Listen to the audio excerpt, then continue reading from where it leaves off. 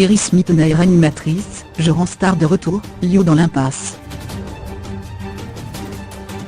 Alors qu'Iris Mittenaere devient officiellement animatrice de télévision, je rends star fait son grand retour médiatique, mais trahit ses 8. Quant à Lio, l'ex-juré de la nouvelle star, connaît quelques problèmes financiers. 1. Iris Mittenaere devient officiellement animatrice. En décembre dernier, on apprenait le départ de Sandrine Quétier de TF1 pour se consacrer à de nouveaux projets, une nouvelle carrière d'actrice.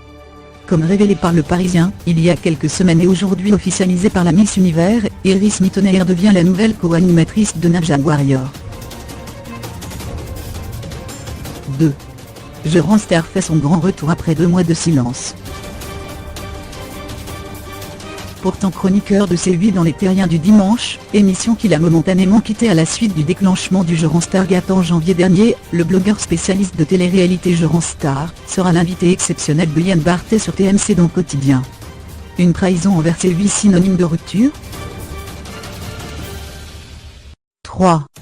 Lio, la chanteuse avoue être dans l'impasse. Je n'ai pas su très bien gérer, a expliqué Lio sur le plateau de Quotidien, ce 21 mars. La chanteuse, qui s'apprête à sortir un nouvel album intitulé Lio Cantakemi, avoue que ses finances ne sont pas exactement au beau fixe. Selon elle, ce serait la conséquence notamment d'une mauvaise gestion de son argent. 4. Capucine Nana vomit le milieu de la télé-réalité. Depuis quelques années, Capucine Nana va quitter le milieu de la télé-réalité pour se consacrer à d'autres projets. La jeune femme s'est affichée critique vis-à-vis des nouveaux candidats. Le milieu, je le vomis. L'expression est un peu forte, mais aujourd'hui ce n'est plus comme avant, il n'y a plus d'authenticité, a-t-elle regretté. 5.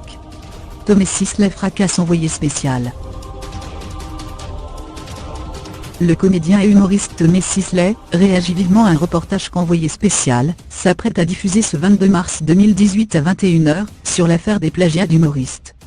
Tom Sisley accuse l'auteur du reportage d'avoir détourné ses propos, inventé de fausses anecdotes et d'attaquer gratuitement un de ses anciens co-auteurs.